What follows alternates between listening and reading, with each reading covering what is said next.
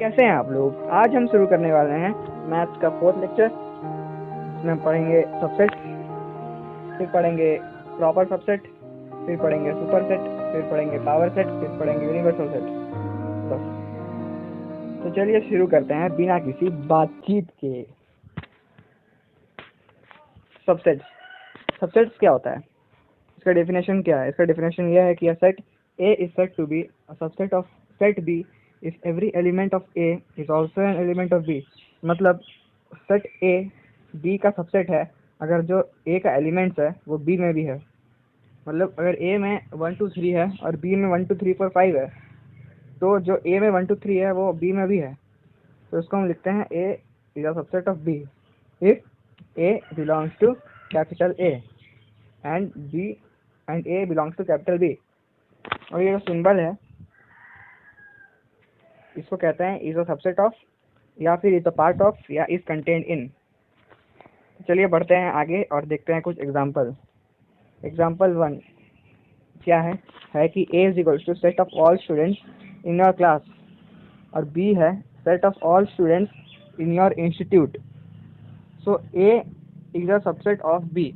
जो आपका स्कूल का क्लास है वो जो क्लास है उसमें तो स्कूल के सारे बच्चे नहीं आएंगे, जो क्लास में वही आएंगे। तो ए जो है वो बी का सबसेट है।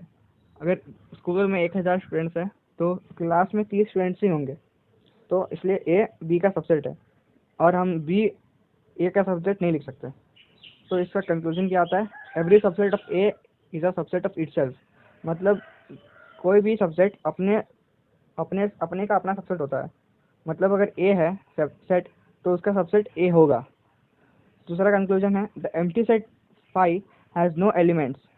एक एम्प्टी सेट होता है उसको हम कहते हैं फाई, उसका कुछ एलिमेंट नहीं होता है, ठीक। और phi is subset of every set. Phi जो है वो सारे सेट का सबसेट होता है। अगर वो सबसेट 1 भी हो, 1,2,3 भी हो, कुछ भी हो, तो वो सेट का सबसेट फाई होगा ही। तीसरा कंक्लूजन है if A is a subset of B and B is a subset of C then A is also a subset of C. मतलब अगर ए बी का सबसेट है मतलब ए का एलिमेंट्स बी में है, और बी सबसेट ऑफ सी मतलब बी का एलिमेंट सी में है, इसका मतलब ए का एलिमेंट्स भी सी में होगा। फॉर एग्जांपल अगर ए 1,2 है, बी 1,2,3 है, तो सी को 1,2,3 के अलावे अभी कोई एक नंबर रखना पड़ेगा। तो हम मानते हैं 1,2,3,4। तो अब ए में 1,2 है, बी में 1,2,3 है और सी में 1,2,3,4 है। तो ए का एलिमेंट तो बी में है और बी का एलिमेंट भी सी में है। पर अगर हम देखें ए 1,2 है और सी 1,2,3,4 है, तो ए का एलिमेंट सी में भी पाया जा रहा है, तो इसलिए हम ए को भी सी का सबसेट कह सकते हैं। तीसरा कंक्लूजन यह है कि if A is a subset of B and B is a subset of A then A is equals to B. अगर ए का एलिमेंट्स बी में पाया जाता है और बी का एलिमेंट्स ए में पाया जाता है तो दोनों तो इक्वल होगा। मानते हैं अगर ए 1,2,3 है और बी को मानते हैं एक्स है, ठीक, और इधर बी एक्स है और ए 1,2,3 है, तो अब कौन सा ऐसा नंबर उसमें होगा जिससे ए उसका सबसेट है और बी भी ए का सबसेट है। मतलब दोनों को इक्वल होना पड़ेगा, तो जाके ये वाला चीज़ उस पर बैठेगा। तो ये इसका 4 कंक्लूजन हो गया। अब हम बढ़ते हैं नेक्स्ट टॉपिक की ओर। इसका नाम है, नहीं उसके पहले और एक एग्जांपल है वो भी देख लेते हैं।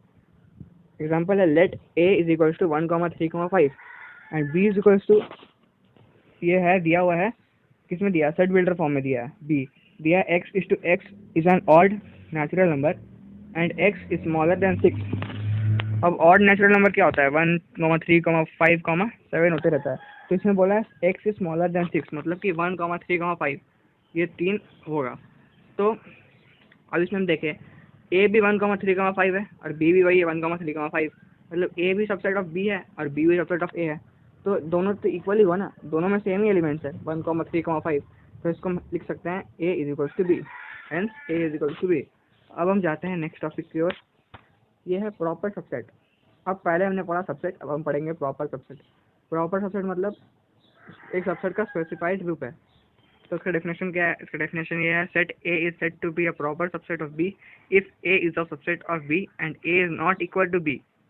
मतलब कि ए को हम बी का प्रॉपर सबसेट तब कहेंगे जब A is a subset of B, मतलब ए बी का सबसेट होगा और ए जो है वो बी से इक्वल नहीं होगा, तो इसको हम लिखेंगे A is a proper subset of B. उसमें हमने देखा था कि एक यू टाइप का बना था, साइड यू, और उस पर नीचे डंडा भी था सबसेट में, और प्रॉपर सबसेट में डंडा नहीं होगा नीचे में, तो ये दिखाता है कि यह प्रॉपर सबसेट है।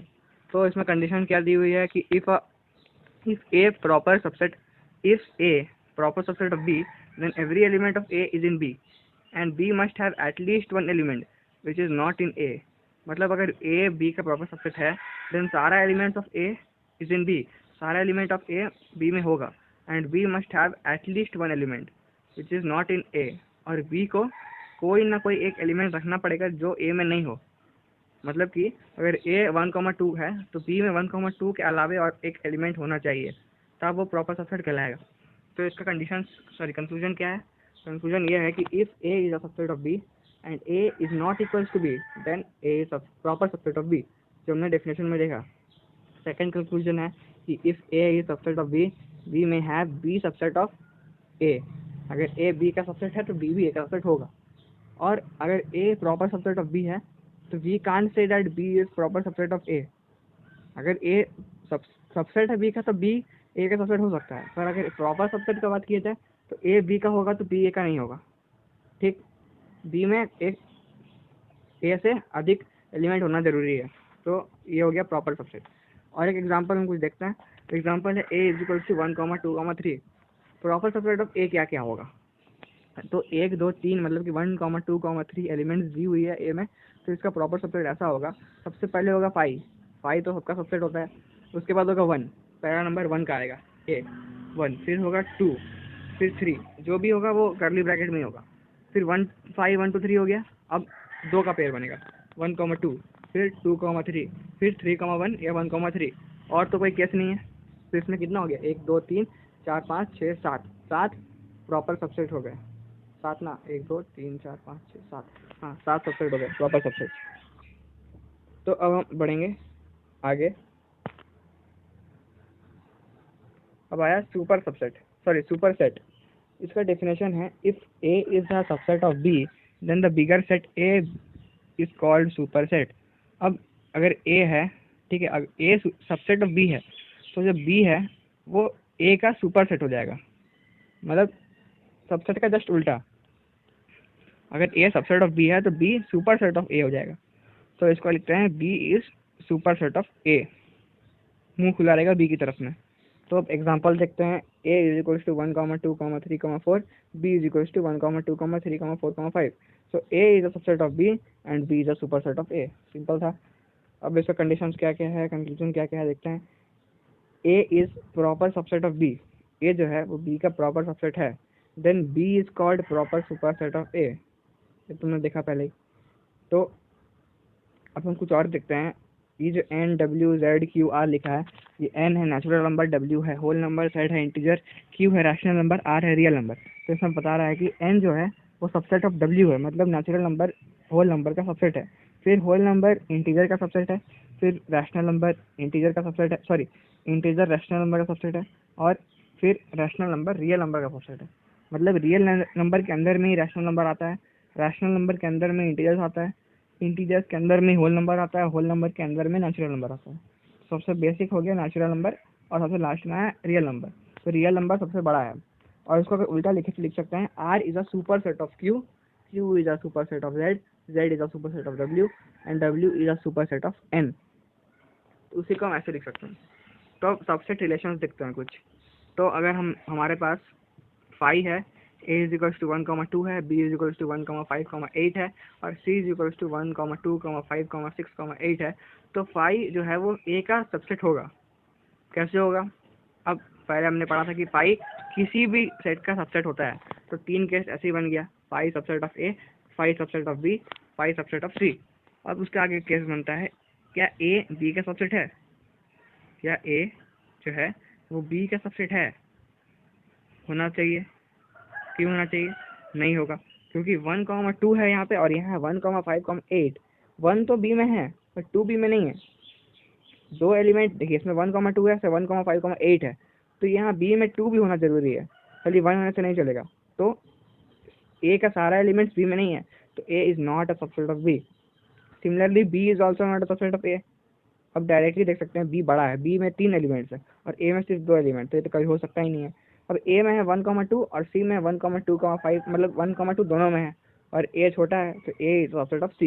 ये केस भी हो गया। अब देखते हैं सी और ए के बीच में। सी और ए के बीच में, अब C is a superset of A, इसी का उल्टा, A is a subset of C is a superset of A. अब आगे है बी और सी का रिलेशन। बी और सी, बी में 1,5,8 है, सी में भी 158 है, मतलब बी छोटा है तो बी सबसेट ऑफ सी, और इसको सिमिलरली उल्टा लिखेंगे तो सी सुपरसेट ऑफ बी। ये हो गया सिंपल सा रिलेशन सबसेट का। चलिए तो आगे बढ़ते हैं। अब हम देखेंगे पावर सेट। पावर सेट, तो इसका डेफिनेशन क्या है, सिंपल सा है। Power set is a collection of all subsets of A. A का जितना भी सबसेट्स होगा उसके कलेक्शंस को पावर सेट कहते हैं। It is denoted by P bracket के अंदर A. In P A every element is a set, सारे एलिमेंट सेट है, ठीक। तो एग्जांपल है A is equal to 3,4,5। So P of A can be written as curly bracket के अंदर 5, फिर कर्ली का ब्रैकेट में लिखेंगे हम क्योंकि सारा सेट है।